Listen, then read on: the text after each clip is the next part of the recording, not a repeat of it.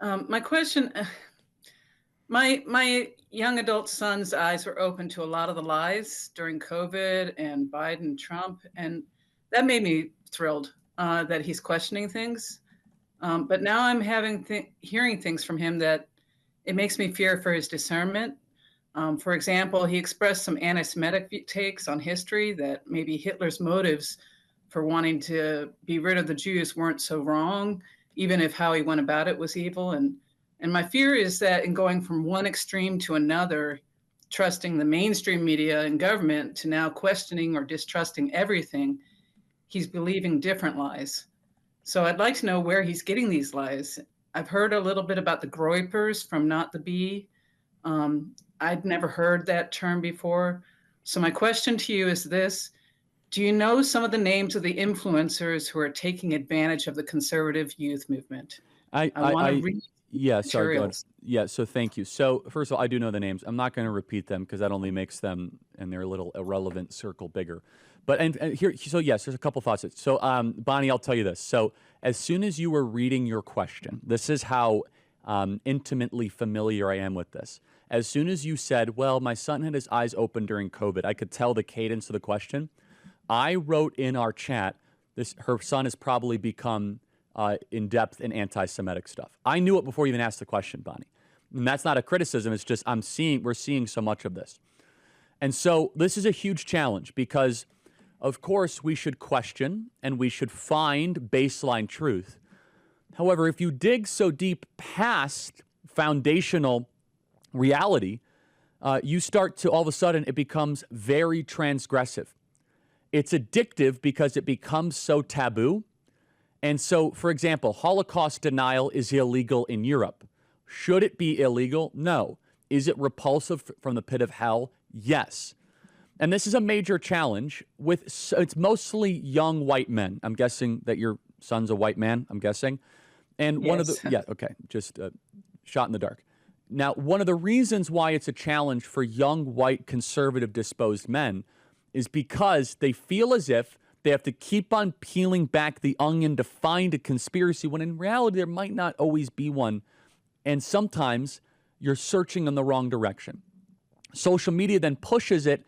And then, of course, people then call for censorship of it. And so everyone gets confirmation bias when they see anything. So here's one of the major problems.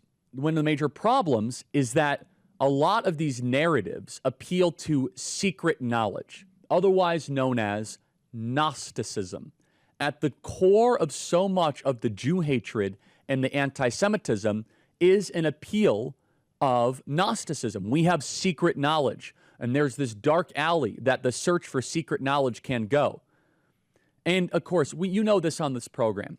No, we've never been an apologist for everything that the Israeli government has ever done. But anyone with a decent moral compass should reject the scapegoating of Jews. By the way, you want to talk about low IQ, just such sloppy, shallow, reprehensible behavior, blaming an entire group for all of your problems.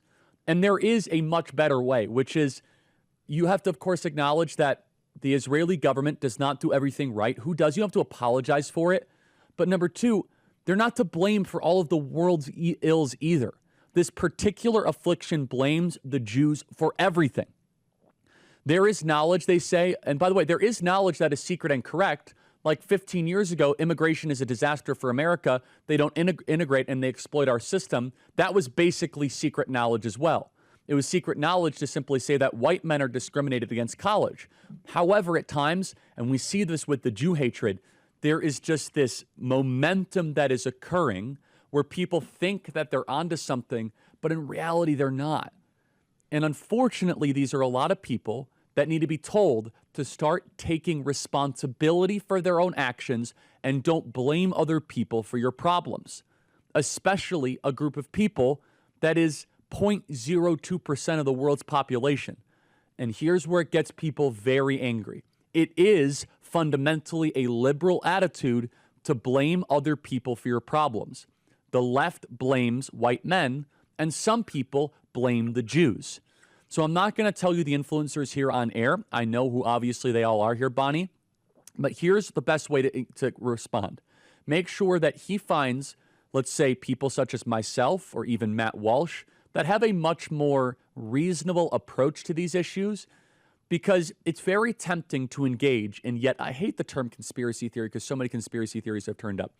But it is very tempting to engage in, let's just say, deep internet theories that are constantly have the goalposts changing, that quite honestly are rooted in lunacy and rooted in complete nonsensical type stuff.